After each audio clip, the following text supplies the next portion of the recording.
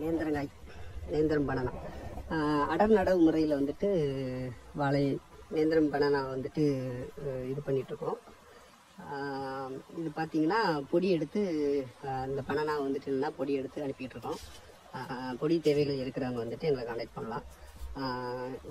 இதனுடைய நடவு முறை எப்படி, இதில் நீர்ப்பாசனம் எப்படி, இதுக்கு சொட்டு நீர் எப்படி, ட்ரிப் இரிகேஷன்லாம் எப்படி பண்ணணும், இதை பற்றின டீட்டெயில் வீடியோ வந்துட்டு ஒரு பெரிய வீடியோ போட்டிருக்கோம் யூடியூப்பில். அதை வேணால் போய் பார்த்துக்கோங்க. நன்றி.